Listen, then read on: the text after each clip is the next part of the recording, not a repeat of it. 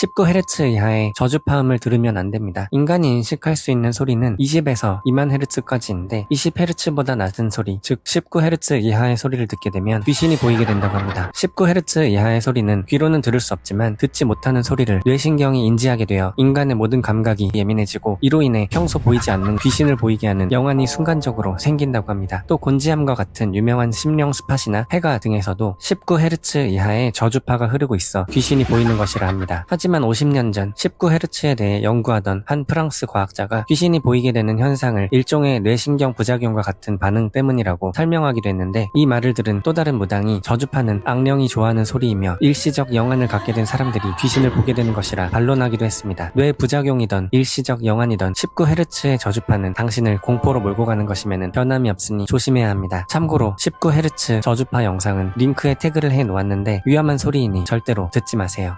죽은 사람의 시신을 되살릴 수 있는 방법을 알려드립니다. 죽은 사람의 왼손 네 번째 약지 손가락을 찔러 피를 냅니다. 시신에서 나온 피로 죽은 사람의 이마에 한자로 귀신 귀자를 적습니다. 다음으로 주문을 외우고 잠시 동안 방치하면 죽은 사람이 되살아나게 됩니다. 죽었다 살아난 사람은 살아있을 때와 동일한 모습으로 자신이 죽었다는 사실은 기억하지 못하며 1시간가량 있으면 다시 시체로 돌아가게 됩니다. 조선시대 사법인 귀자득활술이라고 하는 이 의식은 조선 중기 학자인 어숙권이 쓴 폐관잡기라는 책에 등장하는 기묘한 이야기 중 하나라고 합니다. 죽은 지 얼마 안 된 시신으로만 의식을 실행할 수 있으며 죽은 지 오래된 시신은 이미 피가 굳어 나오지 않으므로 의식을 행할 수 없습니다. 가족이나 사랑하는 사람 또는 사건의 해결 등을 위해 죽은 사람을 살려 잠시라도 이야기하고 싶은 마음은 이해하지 못하는 것은 아닙니다. 하지만 사자의 시신을 훼손하는 것은 윤리적으로 있을 수 없는 일이며 동시에 송괴죄나 사자 명예훼손 등 중대한 위법이기도 합니다. 위험한 의식이니 절대로 따라하지 마세요.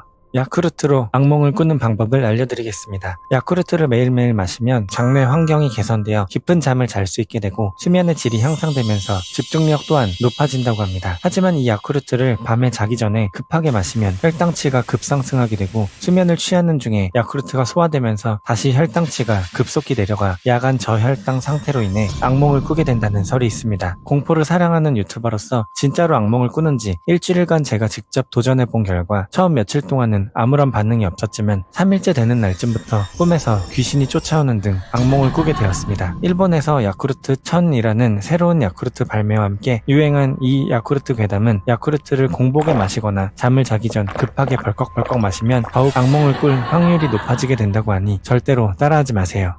이누가미를 만드는 방법입니다. 살아있는 강아지는 불쌍하니 강아지 인형으로 대체해서 설명하겠습니다. 강아지를 땅에 묻고 머리만 나오게 합니다. 그 상태로 강아지의 눈앞에 먹이를 놓습니다. 먹이는 절대로 강아지에게 닿지 못하게 합니다. 배가 고픈 강아지를 그대로 10일 동안 방치하고 죽기 직전 몰래 등 뒤로 다가가 도끼 등을 사용해 목을 칩니다. 주의할 점은 절대로 강아지의 눈에 보여지지 않게 조심합니다. 강아지에게 불쌍한 마음을 가져도 강아지의 저주를 받게 되므로 의식을 진행하는 동안은 마음을 비우도록 해야 합니다. 강아지의 목은 소승달이 뜨는 날 밤 8시에서 9시 사이 많은 사람들이 밟을 수 있는 사거리 길가에 묻습니다. 한 달 후 강아지 머리를 다시 파내어 나무 상자에 담아 잘 모시면 이누가미가 완성됩니다. 이누가미는 제대로 잘 활용하면 당신이 저주하고 싶은 사람에게 재앙을 가져다 줄 것입니다. 하지만 기본적으로 한을 품고 죽은 악신이기 때문에 상대방뿐 아닌 당신 또한 저주에 걸리게 될 수도 있습니다. 굳이 저주가 아니더라도 동물 학대 등으로 신고를 당할 수도 있습니다. 생명을 소중히 하지 않는 비윤리적인 이런 의식은 모두 당신에게 되돌아가게 되니 절대로 따라하지 마세요.